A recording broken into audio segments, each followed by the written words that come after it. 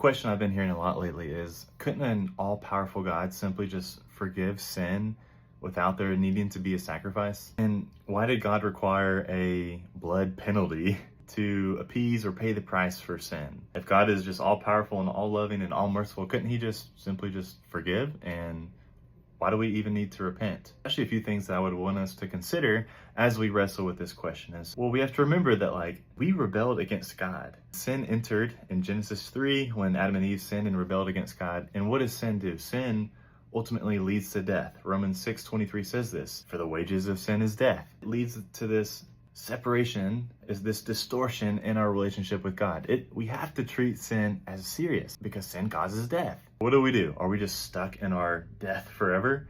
No. God in his kindness and mercy has made a way for us to be restored back into a right relationship with the Father. And in the Old Testament sacrificial system, God allowed for a substitute, an animal sacrifice, to cover and pay the price for the sins of the people during that time. Why? Why is that? Well, Leviticus 17:11 says, for the life of the flesh is in the blood. And I have given it for you on the altar to make atonement for your souls, for it is the blood that makes atonement by the life. So if there's life in the blood, then only life can pay that debt, sin that is caused, that leads to death. So God chooses blood, which symbolizes life, as the sacred currency of atonement. And so God allowed the giving of life to cover the cost of sin in the form of this substitution, which would then ultimately cleanse and restore and reconcile. But here's the question, couldn't God just overlook this? Couldn't he just simply forget about the sin? Or no, because if God overlooks our sin, then he would be undermining his nature of who he is. He cannot overlook sin without violating his own nature. Nahum 1:3 says that the Lord is slow to anger and great in power, and the Lord will by no means clear the guilty. So he has to deal with it somehow. It would be going against his holy, just nature of who the author of Hebrews says this in Hebrews 9:22.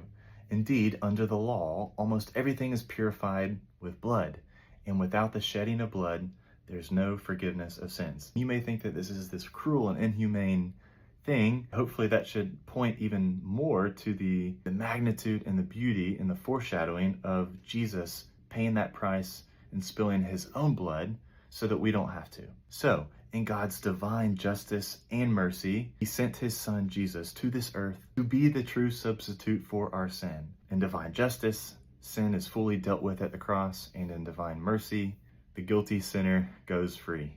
So Romans 5:8 tells us this, that Jesus took the price upon himself, and that God shows his love to us, that even while we were still sinners, Christ died for us. That is ultimately sacrificial love, that Jesus would do that for us. Thanks guys for watching this video. Like this video, leave a comment below, and subscribe to the channel for more content like this.